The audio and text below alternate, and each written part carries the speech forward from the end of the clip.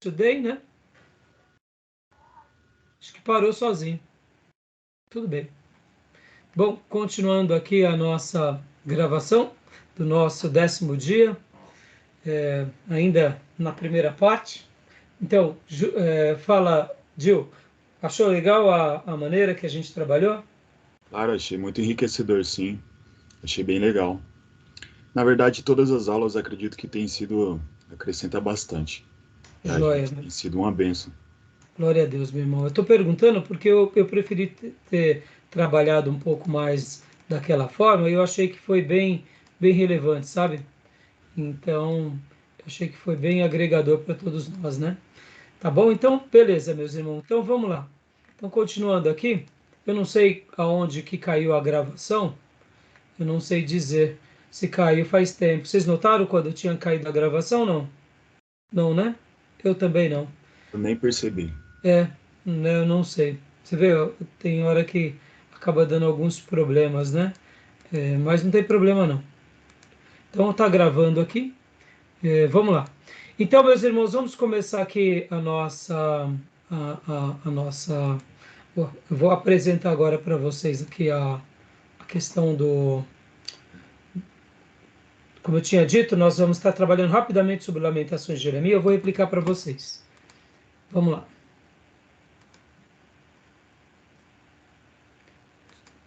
Lamentações de Jeremias. Leia para nós, querido irmão Júnior. Lamentações de Jeremias.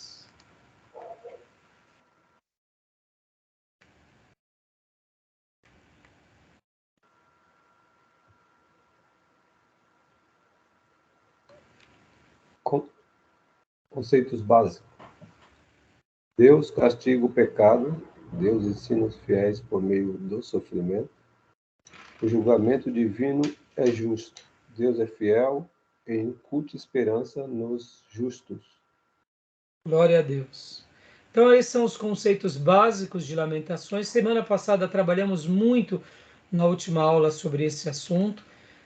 E esse livro, ele é o livro também do profeta Jeremias. Ele retrata aquilo que nós chamamos de um momento de pesar do profeta, em virtude a toda a sentença que Deus estava dando ao povo de Deus, à tribo do sul.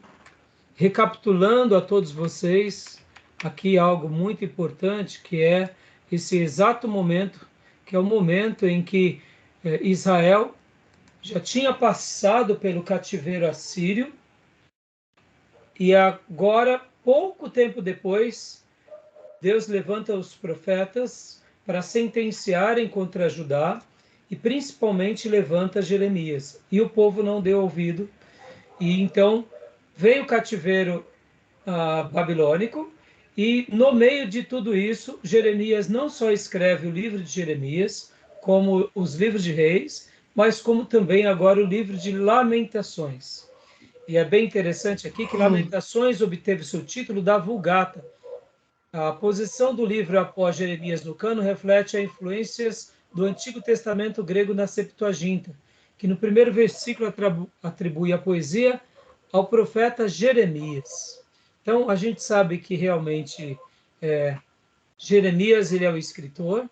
Então, leia essa parte que está em destaque, Júnior, por gentileza. Ok. O livro de Lamentações está incluído na terceira divisão do cânon hebraico, os escritos. O livro é o terceiro dos 5 livros que compõem as Meliot, ou rolos das festas, isto é, Cântico dos Cânticos, Ruth, Lamentações, Eclesiastes e Esther, usados em determinadas festas judaicas. Lamentações deve ser lido anualmente no 9º dia do mês de Abib, dia de lamento pela destruição do templo em Jerusalém, pelos babilônios, em 587 a.C., e pelos romanos 70 d.C. O livro de Lamentações é completamente poético. Os 5 poemas equivalem aos 5 capítulos. Só recapitulando aqui, como ele é um livro poético, ele está dentro dos escritos. Lembra os escritos? Que nós já trabalhamos sobre essa Uhum. questão? Então, ele está dentro. Mas como ele também foi um livro escrito por Jeremias, estamos estudando logo na sequência. E nós estaremos vendo aqui, juntamente com Ezequiel, que há algumas datas que marcaram demais a história do povo judeu. E a queda de Jerusalém, dessa grande cidade, e do templo, marca um dos episódios mais trágicos da história do povo judeu. Assim como também da queda do terceiro templo, que é no ano 70. E até hoje os judeus eles têm uma data específica, que é o momento em que eles fazem uma celebração, lembrando dessa destruição, para que eles jamais se esqueçam do que do castigo de Deus sobre eles. Então a gente vai ver depois nas demais nos demais estudos, principalmente de Ezequiel, que vai ter um cronograma muito interessante. Ezequiel, diferente da maioria dos profetas, ele era muito detalhista e ele teve o cuidado de registrar as datas. Então isso é muito interessante, tá bom? Então, ele é um livro, como eu falei para vocês há pouco, né, que é poético, e ele vai. Uma das coisas mais importantes desse livro é esse acontecimento aqui, irmãos. Leia para nós, Júnior, por gentileza. Essa coleção de lamentos por Jerusalém provavelmente foi composta entre a queda da cidade em 587, 586 a.C. e a libertação do rei Joaquim da prisão na Babilônia, 562 a.C. Pode ver que o próprio Jeremias, quando ele está escrevendo Reis, possivelmente foi nesse episódio que ele escreve Lamentações. Não teria ninguém melhor. Olha que interessante essa informação, irmãos.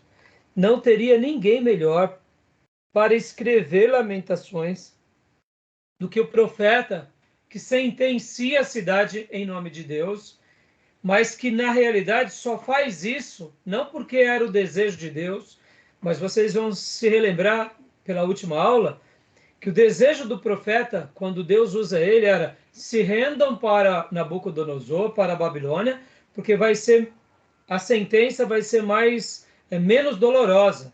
E o que o povo judeu faz? Assim como os reis de Israel, ou melhor, os reis de Judá, não dão ouvido a, a, a Jeremias. E aí, por essa razão, vem a destruição. E aí, Deus, então, determina a destruição. Então, não teria ninguém, eu diria, com mais propriedade e autoridade do que exemplificar esse texto de lamento do que aquele pelo qual veio a palavra de advertência. Então, é bem interessante esse acontecimento e fica assim muito evidente. Lê para nós agora aqui, Júnior, também, rapidamente, essa porção aqui. Ok. O contexto.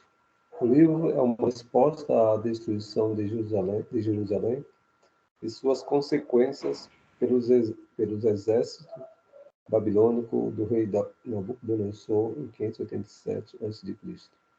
Os registros bíblicos da invasão de Judá e a queda de Jerusalém se encontram em 2 Reis 24, 25 e 2 Crônicas 36. Os profetas advertiram Judá da catástrofe iminente durante 2 séculos.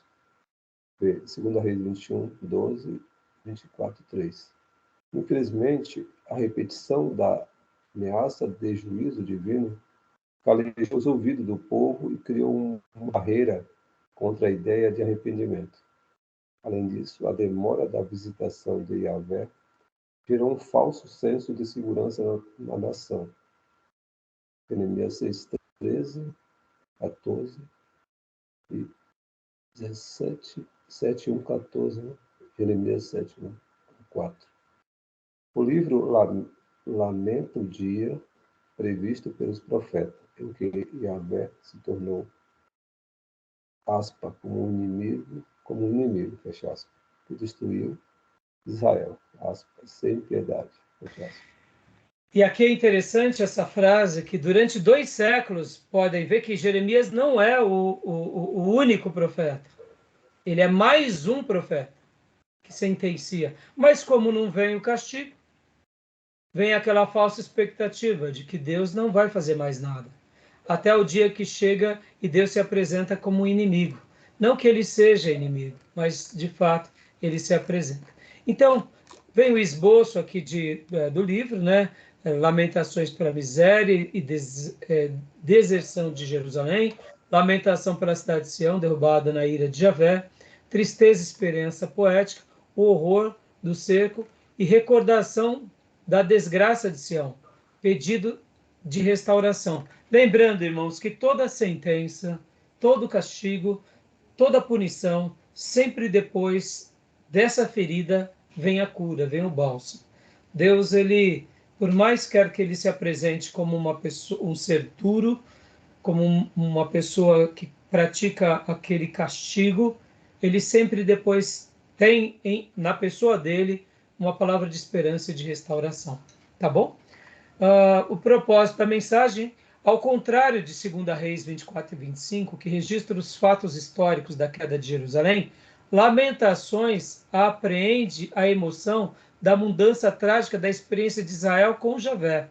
Os poemas preservam a reação dos hebreus ao imaginável e inexpressível, a destruição total de Sião de Davi, a ruína do templo de Javé e o abandono divino dos eleitos de Deus. Ou seja, para os hebreus, a queda da tribo do norte, tudo bem, eles estavam desviados, mas a herança de Davi jamais iria acontecer na cabeça deles. O abandono divino nunca chegaria. A ruína jamais os atingiria. Para eles isso era imaginável, inexpressível. Até porque havia profecias, havia um certo castigo, um certo distanciamento da pessoa de Deus, mas destruir o templo, não. E eu quero acreditar que são em momentos assim que, eu diria, tanto o povo quanto os sacerdotes, quanto principalmente os reis, se esqueceram daquilo que o próprio Deus tinha dito a Davi, né?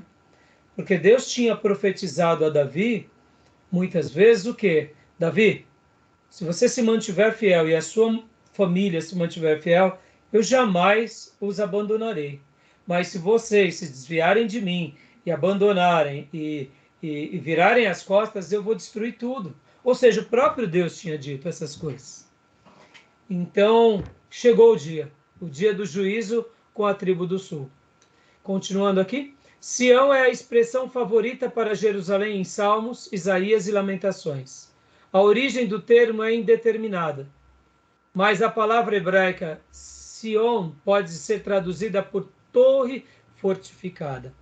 Embora a tragédia confirmasse a mensagem profética e vindicasse a interpretação profética do relacionamento entre estipulações e maldições com base na aliança, isto não servia de consolo para os sobreviventes abalados com aquele ataque babilônico. Sião, deixa eu até falar uma coisa rapidamente aqui para vocês, meus irmãos. A palavra Sião, ela é bem curiosa, porque vocês que ainda não estudaram geografia bíblica, quem já estudou aqui conosco, nunca mais vai esquecer do que significa Sião. O Monte Sião é formado por 3 montes. O próprio Sião, Moriá e o Monte das Oliveiras. Então, Jerusalém, ela está edificada literalmente sobre esses 3 montes. Quando você vai subir para Jerusalém, você não consegue subir para Jerusalém sem subir um dos 3 montes, sendo que pequenas depreciações separam um desses outros montes. No Monte Moriá está o templo, mas todos os profetas, quando eles vão se referir a Jerusalém ou ao templo, eles falam Monte Sião. E o Monte Sião tem essa correspondência muito grande como torre fortificada. Por essa razão, você vai ver o tempo todo no Velho Testamento Jerusalém sendo chamada de Sião, o templo sendo chamado de Sião, o lugar onde Deus habita é Sião. Sião é um lugar indestrutível. Sião é um lugar que não se abalam. Sião é um lugar que permanece para sempre, porque ali é onde está a morada de Deus. É a cidade onde Deus escolheu para morar e a casa onde ele escolheu para habitar, que é o templo. Só que, lembrando e recapitulando, Sião só importa quando tem vidas consagradas. Pessoas que buscam a Deus de todo o coração. Senão Sião é mais um monte qualquer. E com a Babilônia veio o quê? A sentença. E Jeremias então registra. E aqui em Lamentações, inclusive, é destacado esse lamento por Sião. Então pode ver que até a expressão, né, sionismo, quando a gente vê perseguição aos judeus, dado esse cognome, né? Por causa de Sião, por causa do Monte de Sião. Pode ver que os judeus, quando eles seguem qualquer perseguição, o apelido que se dá é esse. Tá bom, meus irmãos? Alguma dúvida, algum comentário até aqui? Graças a Deus, pastor Johnny. Tudo bem, pastor? Graças a paz, pessoal. Me perdoe o atraso. Tranquilo. Alguma pergunta? Hã? Não, pastor. Ok. Joia. Então, Sião ele é muito importante. E, irmãos, eu particularmente, o pastor Johnny e o Gil fizeram comigo, e o Felipe Rente, Geografia Bíblica. Eu nunca tinha dado essa matéria. Ah, meus irmãos, como eu me apaixonei por essa matéria. Que matéria deliciosa. Lembra, pastor Johnny? Lembra, Gil? Que matéria gostosa. A gente estuda os montes, os relevos, os desertos, os lagos, a hidrografia. E Sião, quando a gente chega em Sião, é realmente muito, muito, muito singular. Então, podem ver que até hoje a questão do sionismo, né, que é uma ideologia política. Quando a gente fala sobre essa questão do sionismo, a gente está falando disso. Está falando do povo judeu, povo nacionalista, que defende um Estado judeu, soberano, etc. e tal, que representa toda a terra de Israel. Percebam, é em Judá, em Jerusalém, é em Sião. Sião é fora do comum. Deixa eu fazer uma pergunta aqui para vocês. Jesus, ele morre e ele morre aonde, irmãos?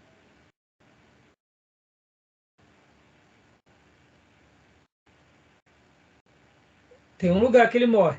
O Gólgota. No Gólgota. Onde fica o Gólgota? Ali é Monte Sião? É Sião. Fora de Jerusalém. Fora de Jerusalém, mas não deixa de ser Sião. Se não me falha a memória. E Jesus, ele é elevado aos céus em que monte? Moriá. Não. Não é Moriá? Não. As Oliveiras. Monte das Oliveiras. Então... Eu confundi, é de Abraão, né? Isso. Então, olha só. Pode ver que o monte das... como que eu posso dizer, né? O Monte Sião, ou Jerusalém, de uma forma geral, vai ser a capital religiosa e o palco de muitos acontecimentos. O próprio Calvário, ele é fora, né, no caso de Jerusalém, no sentido assim, até hoje nós não sabemos exatamente aonde está, mas ele está ali em Jerusalém. E como eu disse, Jerusalém foi edificada sobre que montes? O Monte Sião, que é a união desses três montes, né? Então, os judeus assim, têm muita referência também a Israel como Sião. Há muita referência.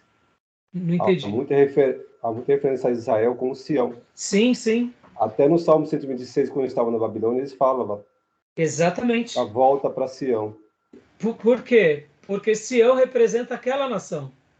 Representa a sede da adoração e representa a nação. Então, aqui em Lamentações, Jeremias, juntamente com Isaías, juntamente com os outros profetas, vão fazer esse destaque assim como você mencionou muito bem, Júnior, os Salmos, né? Tá bom? Então, meus irmãos, para a gente concluir Lamento... Pode falar, Júnior? Não, o Salmo 126 fala, né? Sim, exatamente. E para a gente concluir aqui o material de Lamentações, né? Como eu disse para vocês, irmãos, hoje eu estou passando aqui brevemente sobre Lamentações, né? Porque a gente trabalhou muito sobre Jeremias. Temas principais: o sofrimento humano. Ele trabalha nesse lado. Deus ele se compadece, Deus ele olha para nós, mas ele permite também que soframos. Ora sofremos por causa da vida e ora sofremos por causa do quê? Sofremos porque escolhemos errado, né? Então, tem vezes que discernir isso é muito difícil, mas ao mesmo tempo é maravilhoso quando a gente sabe entender essa diferença. O sofrimento que faz parte da vida e o sofrimento que vem como um castigo de Deus sobre nós. Um outro tema que também o livro trata é o abandono divino. Ou seja, tem vezes que Deus ele realmente nos abandona para que a gente se lembre dele. Isso é uma verdade. Pode ver que Davi, quando ele peca, ele ora pedindo para que Deus restitua nele a alegria da salvação, para que Deus restitua nele aquela vida espiritual que ele tinha. Por quê? Porque o pecado fez com que ele desfrutasse do abandono divino. E isso acontece com todos nós. É bem simples saber quando estamos virando as costas para Deus. Nós já não desfrutamos mais de Deus.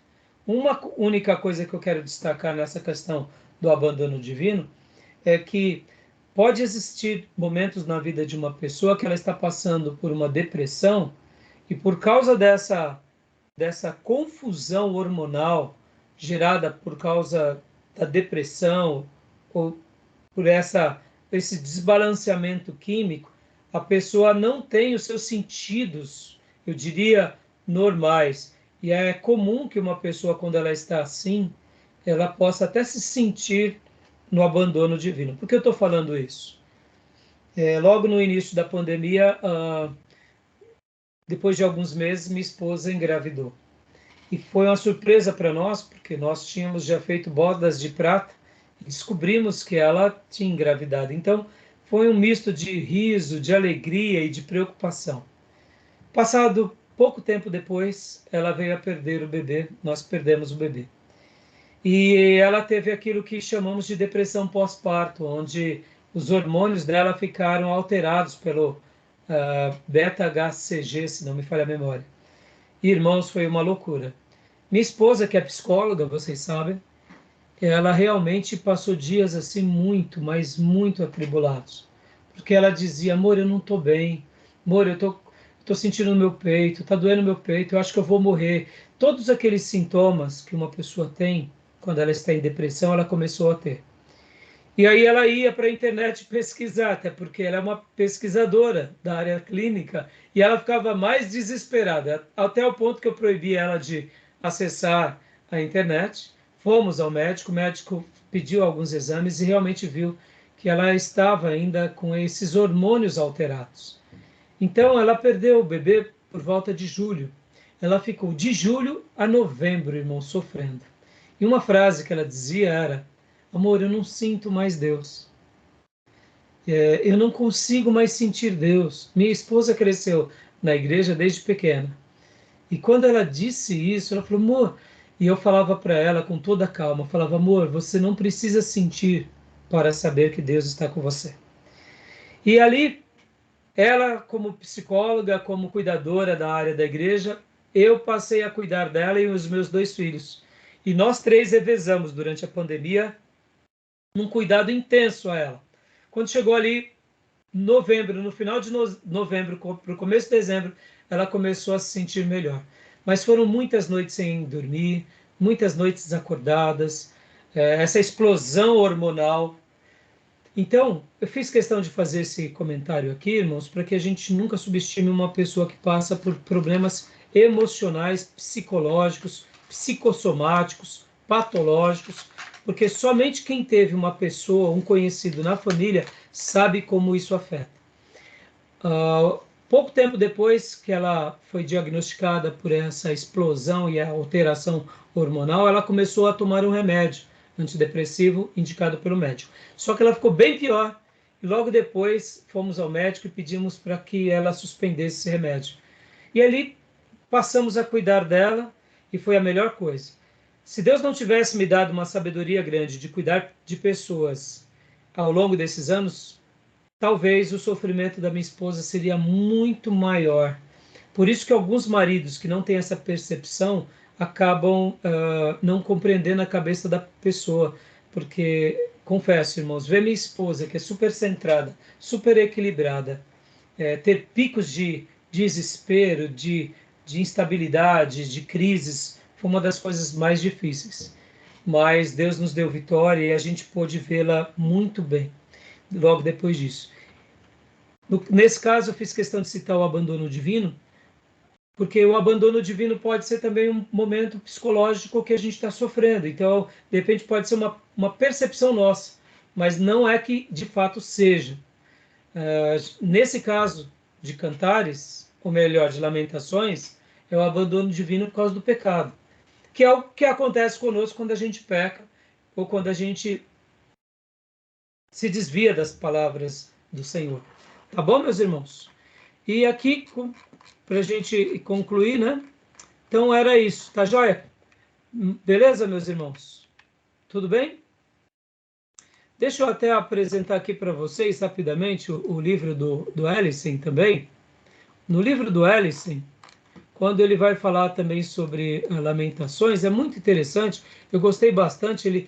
Depois dei uma olhada no livro-texto do Ellison, porque é bem rico o livro dele com relação ao assunto, né, sobre Lamentações. Eu gostei bastante, tá, irmãos? Então, depois dei uma como se diz, uma estudada, uma verificada. Qualquer dúvida me chamem, né? Deixa eu só rapidamente aqui mostrar para vocês. Rapidamente aqui passar o esboço do Ellison, tá? Olha aqui. Deixa eu só pôr na visualização. Ó. Tinha demarcado várias coisas. Se vocês quiserem, depois eu passo para vocês. Esses livros com as minhas correções, tá? Aqui eu gostei disso daqui, ó. Nem tampouco havia alguém tão historicamente ligado aos tragédios acontecimentos como testemunha ocular, como aconteceu com o livro de Jeremias. Baruque pode ter sido escrivão a tomar nota das expressões de pesar ditas pelo profeta. Interessante esse detalhe, né? Aí aqui fala sobre a data em que foi escrito, bem literalmente na queda da Babilônia, né? Então, gostei bastante dessas citações. Olha como no livro do Ellison mostra detalhadamente as datas, quando os muros são destruídos, o rei foge. Eles trazem, inclusive, uma data provável de quando tudo aconteceu, 9 de julho, 7 de agosto, 10 de agosto, e aí vem, então, o fatídico dia, né, da queda. Então, eu gostei bastante. E aqui eu só queria comentar mais isso daqui com vocês.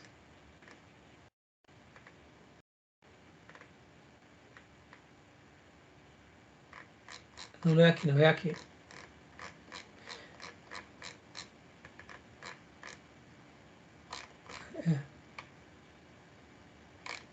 Aquilo que eu falei para vocês sobre a misericórdia de Deus. Lembram daquela expressão, as suas misericórdias não têm fim? Renovam-se a cada manhã? Grande é a tua fidelidade. São palavras de Lamentações de Jeremias, recordando um grito de esperança para o povo de Deus. Outra frase que eu queria destacar aqui também para vocês, do livro do Ellison, é o profeta empático. Né? Ele tinha empatia, ele tinha compaixão, ele não era antipático, ele era empático, ele era repleto de compaixão. Assim como Deus tem compaixão, assim também Jeremias ele teve compaixão. E mesmo que Deus sentenciou porque o povo era muito rebelde, Deus não deixou de ter compaixão em meio a tudo, né? Tá bom? Beleza, meus irmãos? Tranquilo? Alguma dúvida, alguma pergunta? Tudo bem até aí? Querem fazer algum apontamento? Podemos prosseguir?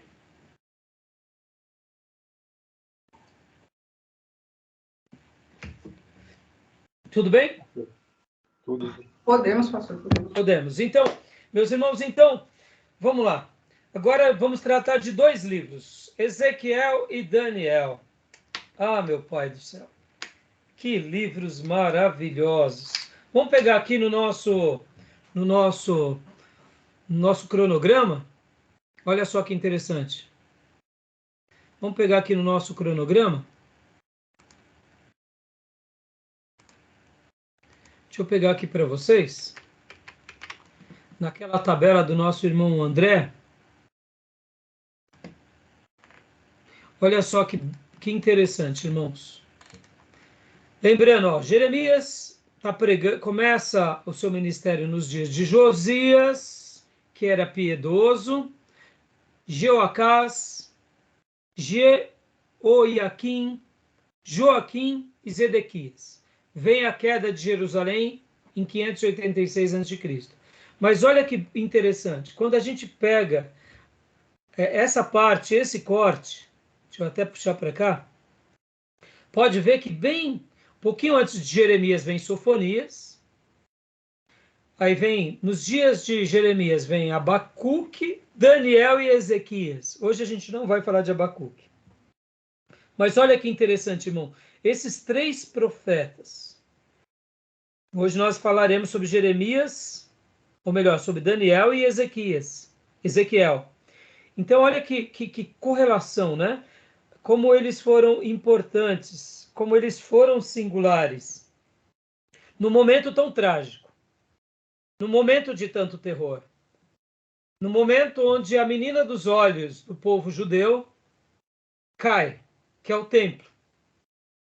Mas Deus levanta esses homens de Deus de uma forma muito especial para quê? Para poder ser consolo. Agora, olha que interessante aqui. O início do cativeiro, ou pelo menos da deportação, começa aqui em 605 a.C. Aqui em 605 a.C., como a gente já vai ver aqui nos nossos livros de Daniel e Ezequiel, Nabucodonosor já está dominando sobre Jerusalém, sobre Judá. No entanto, não veio ainda a destruição total. Era mais ou menos como se, pensem assim, irmãos, ele já está dominando. Mas entre aquele domínio e a destruição, ainda tem esse período de algumas décadas. Podem ver que foram praticamente 20 anos. Nesses 20 anos, que já tinha começado o cativeiro, até do cativeiro para a queda, parece... Vamos pensar assim, irmãos, vamos imaginar essa situação. Pensem comigo, né? Jeremias está profetizando que vai vir o cativeiro, e de repente chega Nabucodonosor, sitia Jerusalém e domina sobre Jerusalém e sobre Judá. Tá, dominou. Mas você concorda que enquanto há um rei ali, enquanto há um certo... um povo ainda com dinheiro, ainda enquanto tem pessoas ricas, você ainda fica esperando o quê?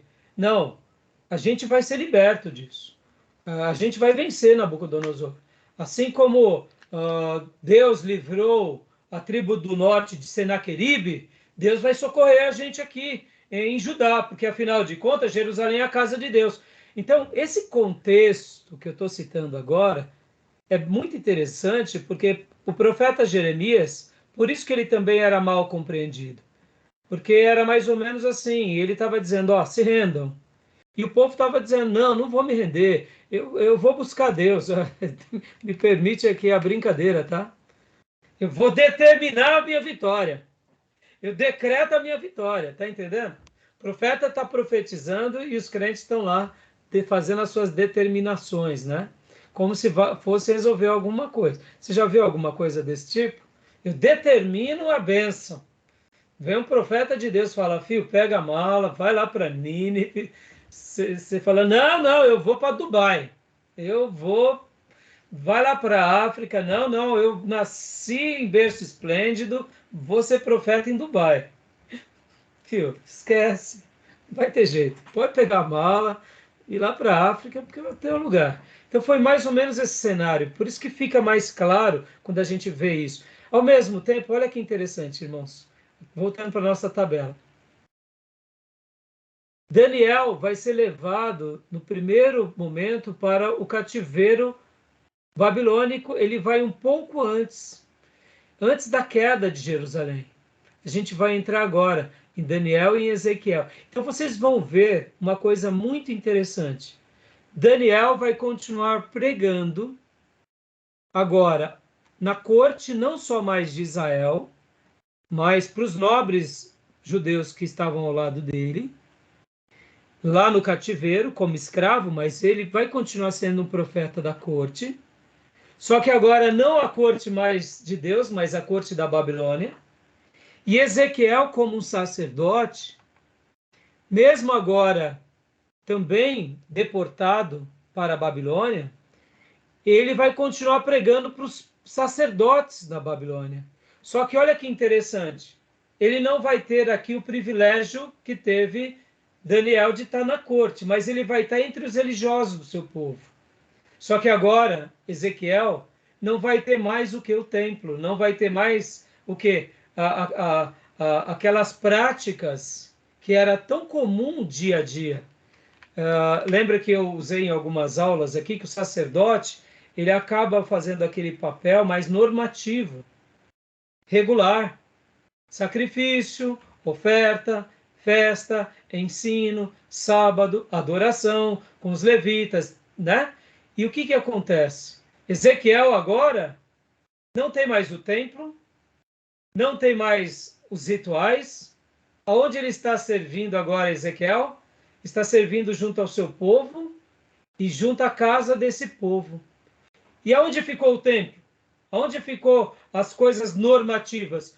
Tudo se resumiu àquilo que um dia aconteceu lá no Éden. Se resumiu à família. Você já ouviu alguma frase que a igreja começa em casa? Forte isso, hein, irmãos? Forte isso. Deus reconstrói o povo judeu no núcleo da família, numa terra estranha, debaixo de um opressor, mas começando pelo começo, aonde? Em casa. Porque se há Deus em casa, tem sentido ter Deus na sinagoga e tem sentido ter Deus no templo. Aí tem sentido as festas, tem sentido as liturgias, tem sentido aquilo que é normativo. Mas se Deus já não está em casa, só Deus no templo, é religião vazia. Interessante, não? Então a gente vai estudar. Vamos começar por quem? Por Ezequiel ou por Daniel? Vamos pela ordem cronológica? Quem que vocês acham que vem primeiro, Ezequiel ou Daniel? Hã? Ezequiel. Ezequiel vem primeiro. Então vamos por Ezequiel. Interessante, né, irmãos? Ezequiel. Vamos lá. Vamos abrir nos nossos livros textos. E agora eu vou seguir o livro do Ellison, tá? Eu vou seguir o livro do Ellison. Vou replicar aqui para vocês, para facilitar. Opa! Vou replicar aqui algumas páginas. Espera aí. Fazendo algo de errado. Isso. Ezequiel.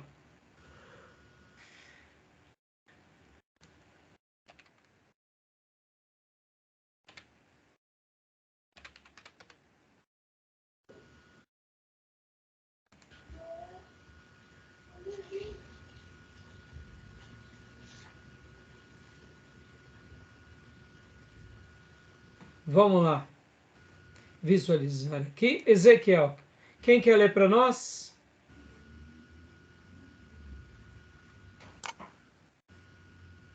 Posso ler? Pode ler. O livro de Ezequiel. Introdução, autoria a título. Ezequiel significa Deus fortalece, um título apropriado para o livro e para o profeta, que recebeu uma dura mensagem para os judeus exilados na Babilônia. Dá uma pausa aqui, meus irmãos. Guardem isso, a gente vai ver uma semelhança bem grande dos nomes. Pode ver que é Ezequiel e Daniel.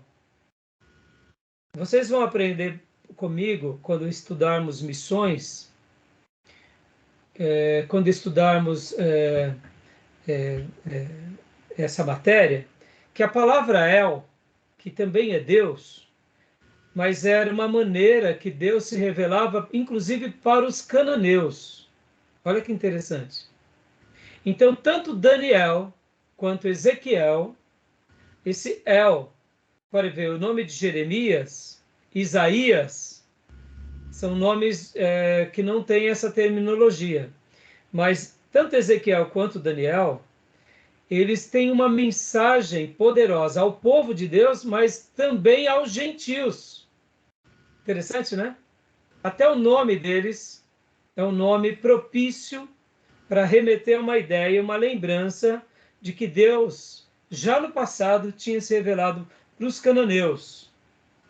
Porque El era a maneira também que os cananeus chamavam Deus. E essa derivação, ela se perpetua entre o povo de Deus. E esses dois profetas, eles vão estar falando ao seu povo, mas vão estar falando principalmente aos gentios. Tá bom? Em missões a gente vai trabalhar essa ideia melhor, agora não dá tempo, tá bom? Então, continua para nós, irmão, a autoria. B. Autoria. 1. A autoria de Ezequiel é reconhecida universalmente. Embora o seu nome não seja mencionado em nenhum outro livro bíblico, é identificado de diversas maneiras como autor no próprio livro. A. Identifica-se pelo nome em 1:3 e 24:24, e em todo o livro apresenta um estilo autobiográfico. Tá bom até aí, pastor, por gentileza. Dá uma pausinha. Então, é bem contundente essa questão. Esse é um dos livros onde ele sempre vai citando a sua própria autoria e a sua autobiografia. Então, a gente vai ver algo bem, bem curioso sobre isso. Pode ler o B em diante, pastor, por favor. Pois não. B.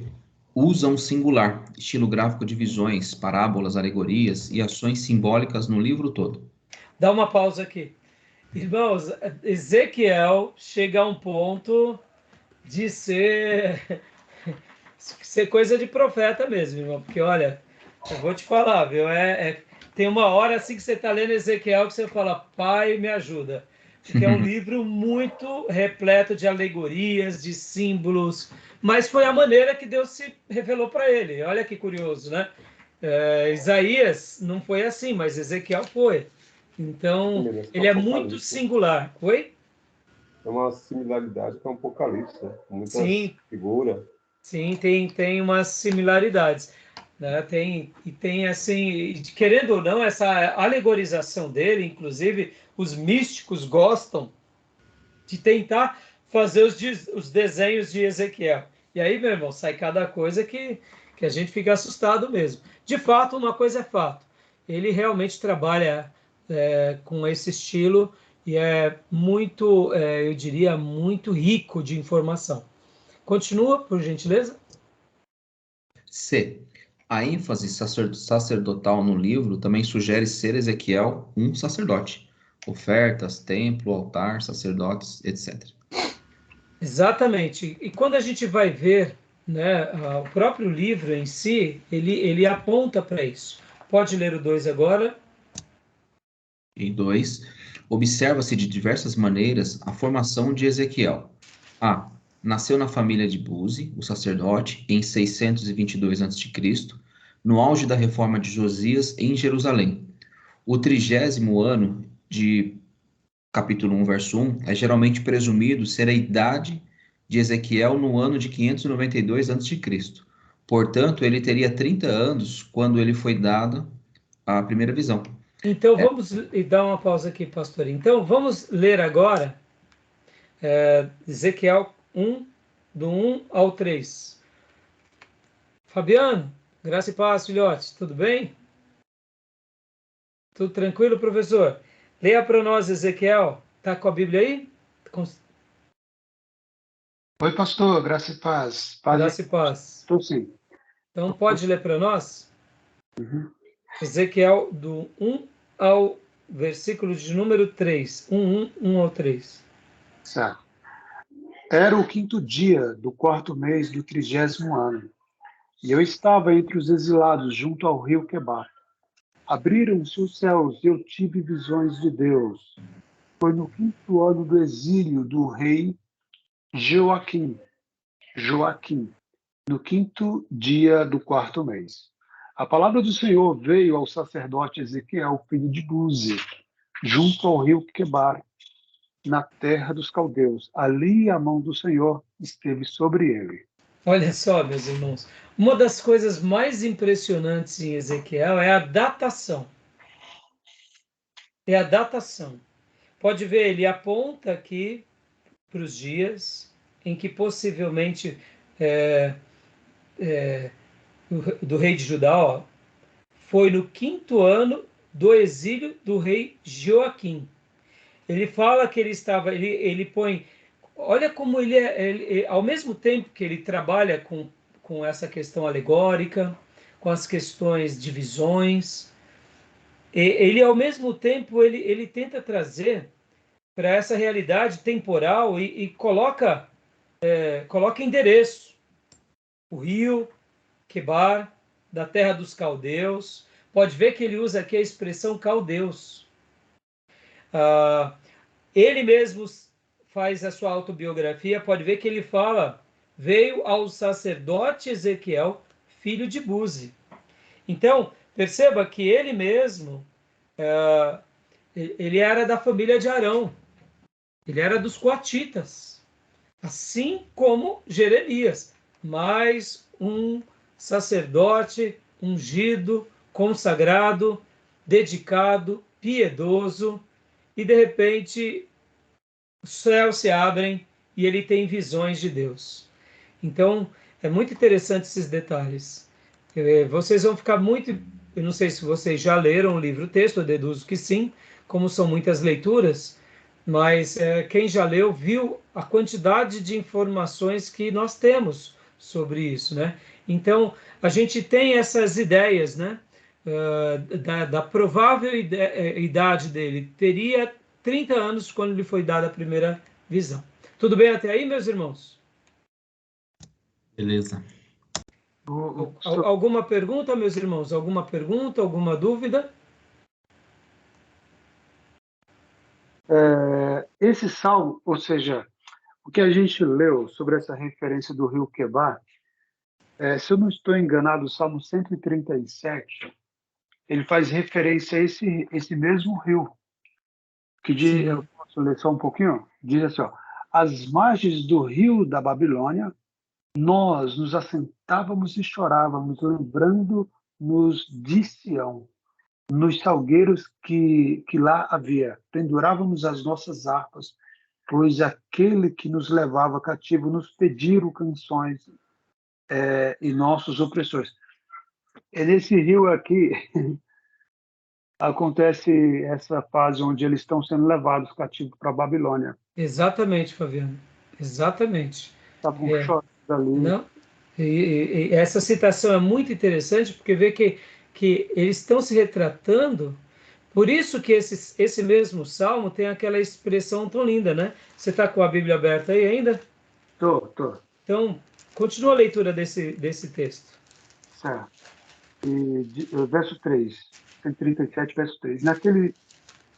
Pois aqueles que nos levavam cativos nos pediram canções, e os nossos opressores que fôssemos alegres, dizendo: entoai-nos algum dos cânticos de Sião.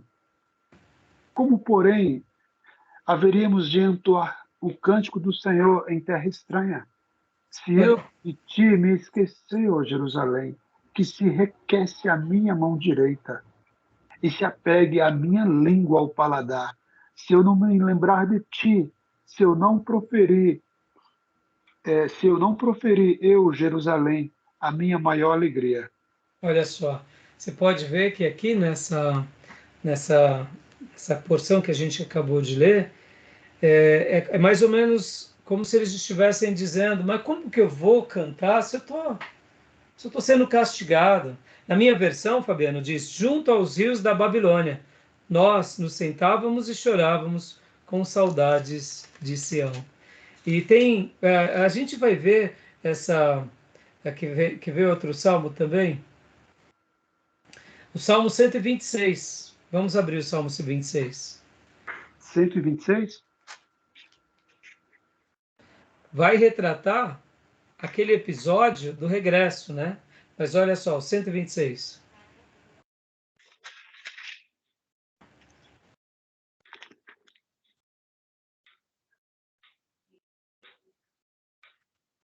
Pode ler para nós? Leio. Quando o Senhor restaurou a sorte de Sião, ficamos como quem sonha. Então a nossa boca se encheu de riso e a nossa língua de júbilo. Então entre as nações se dizia, grandes coisas o Senhor tem feito por eles.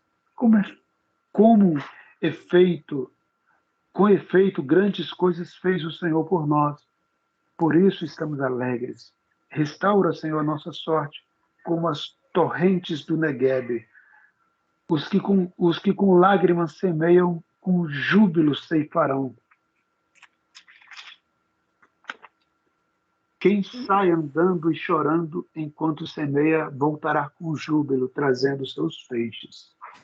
Esse Salmo 126 é a continuação do 137, no sentido de regresso agora. Pode ver que eles começam, quando o Senhor trouxe os cativos de volta a Sião. Qual foi o episódio? O episódio é aquele episódio com Zorobabel, quando eles regressam. Uhum. Eles estão regressando, eles estão saindo do cativeiro babilônico e eles estão voltando.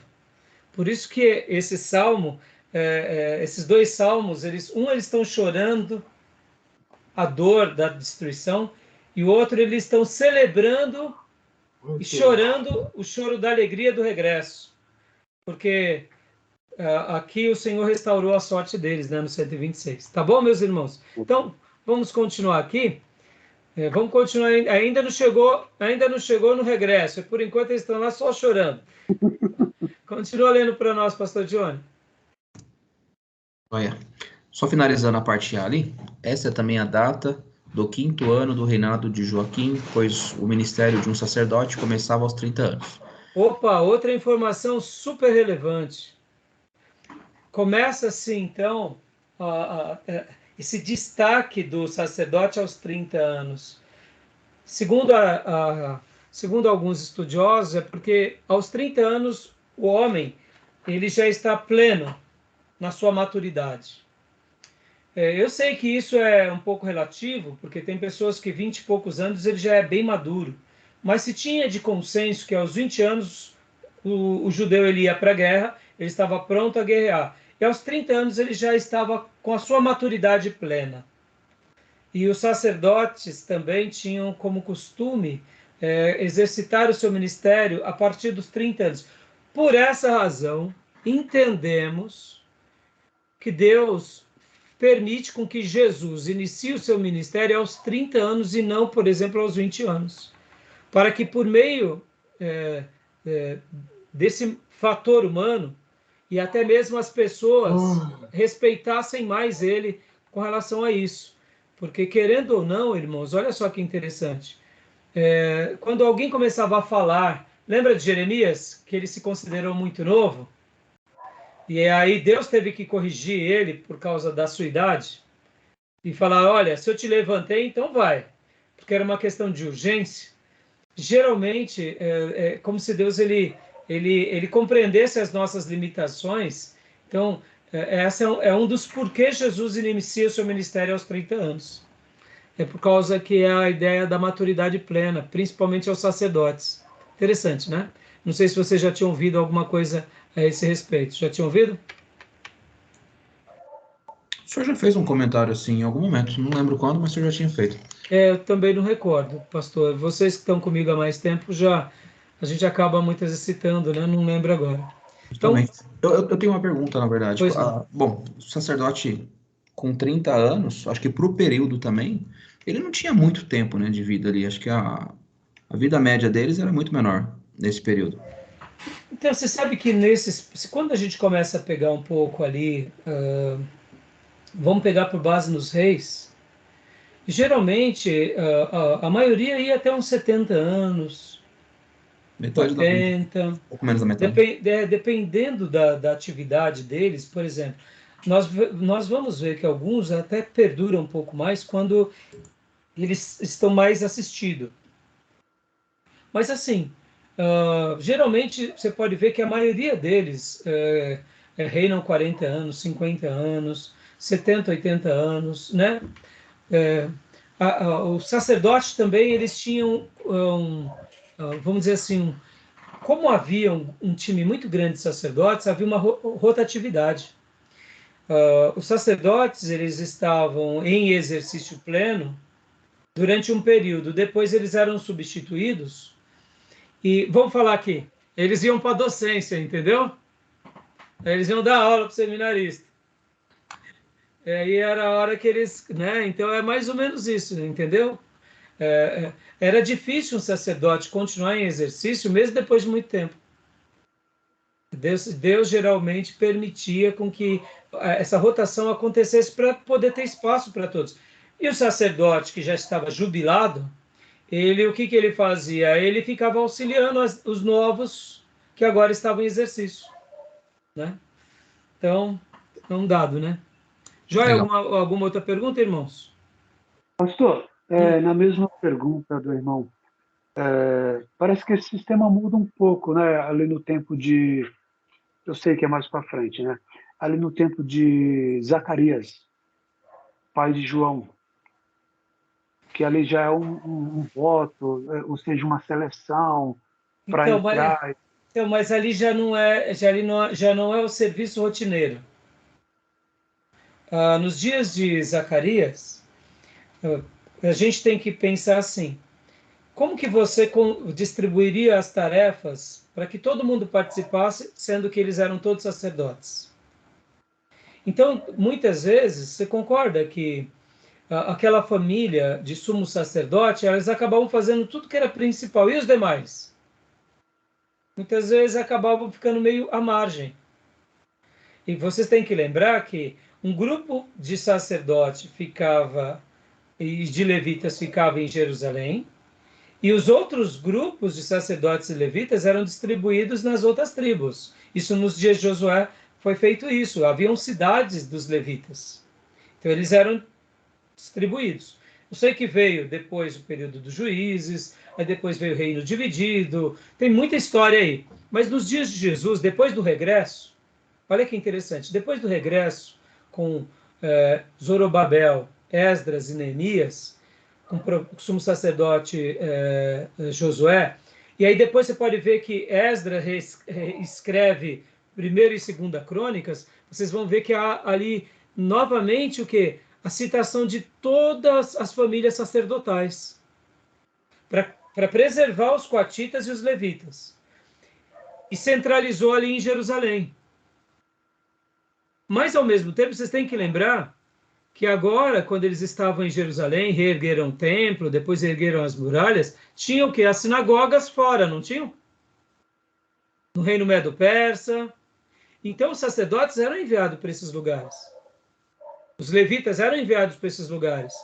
Só que acontece, a quantidade de sacerdotes e levitas foram crescendo. Quando a gente lê em Crônicas, a quantidade de sacerdotes e levitas é bem grande. E nos dias bíblicos, se não me falha a memória, havia nos dias de Zacarias, se não me falha a memória, 70 mil sacerdotes. Eu não me recordo se era 70 mil nos dias de... ou era 7 mil. Agora, é um número muito alto. Muito alto. E aí o que acontece? Para uma pessoa fazer uma atividade, eles tinham que fazer o que? O sorteio. Porque era uma maneira de não ser injusta com os demais sacerdotes. Por isso que Zacarias, mesmo sendo ancião, foi sorteado quando velho. Segundo alguns teólogos, eles vão dizer o seguinte, que tinham sacerdotes, como a quantidade era muito grande de sacerdotes, tinham sacerdotes que ficavam a vida toda e não eram sorteados. Não caíam à sorte. Estava em exercício, né? Eles podiam ter exercício, porque assim, as atividades normativas eram sacerdotes em exercício, mas eles continuavam fazendo as tarefas. Pensa assim, a gente quer que todo mundo trabalhe na igreja, né? A gente quer que todo mundo faça, mas imagine uma quantidade muito grande de sacerdotes, você tinha que distribuir as tarefas. Não tinha como centralizar, deixar... Então, fazia os sorteios. Eles Tinha um não ofício só, né? o sumo É um ofício sacerdote era um, mas a família sacerdotal eram muitas, né? Então acabava centralizando algumas coisas e outras eles acabavam subdividindo e tirando sorteio.